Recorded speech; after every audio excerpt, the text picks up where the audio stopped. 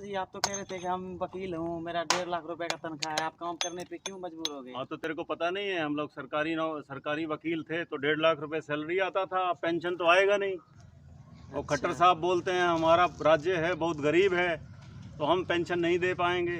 केंद्र का प्रशासन, वो केंद्र का जो फाइनेंस मिनिस्टर है सीतारमन, वो भी बोलती है कि हमारा देश तो दिवालिया हो गया है, हम भी श्रीलंका या पाकिस्तान की पोजीशन में पहुंच जाएंगे, पेंशन नहीं देंगे हम सरकारी वकीलों को। अब मजदूरी तो करनी पड़ेगी ना, 2 बच्चे हैं, उनकी फीस भी देनी है पढ़ने के लिए, 2 बेटियां हैं शादी के लिए, 1 बेटा है। एक भी गोली भी नहीं देने के लिए हमारे पास पैसा नहीं है। 6500 रुपये सैलरी मेरे को पेंशन दे रही है। अब 6500 रुपये में पेट भरें या बच्चों को पढ़ाएं? अब चाय की दुकान भी खोलनी पड़ेगी, उस पर बोर्ड लगा दूंगा, हरियाणा सरकार का क्लास 1 गस्टेड अफसर चाय की रेडी पे चाय बेच रहा है। अब यहाँ मजदूरी कर रहे हैं, कम से कम 600-700 रुपये दिहाड़ी तो मिलेगी। हम कौन सा यहाँ पे रजवाड़े से पैदा हुए हैं, पढ़ाई लिखाई करके मेहनत करके अफसर बने थे, लेकिन सरकार ने जहाँ से शुरुआत करी थी वहीं पे हमने वहीं पहुँचा दिया इसने। और ये बीजेपी की सरकार जो है ये सिर्फ पूंजीपतियों के खाते भरने के लिए है।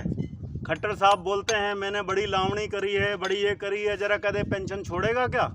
हरियाणा राज्य की उसको इतनी चिंता है, हरियाणा राज्य की उसको चिंता है कि 2030 तक दिवालिया हो जाएगा। और अभी बोल रहे हैं पिछले 3 महीने में हरियाणा ने 7500 करोड़ रुपया जीएसटी का इकट्ठा किया है। एक तरफ से तो दिखाते हैं कि हमारे पास बहुत सारा पैसा है और दूसरी तरफ दिखाते हैं कि हम दिवालिया होने जा रहे हैं। ये 2 स्टेटमेंट क्या है? एमपी को, एमएलए को 4-4 बार की पेंशन, और हमने अपनी सारी ज़िंदगी दे दी 58 साल तक सरकार को, एक पेंशन देने में भी उसका दिवालिया होने पे आ जाएगी। ये बीजेपी के नए कंसेप्ट आ गए हैं, सिर्फ बेवकूफ़ बना रही है देश की जनता को।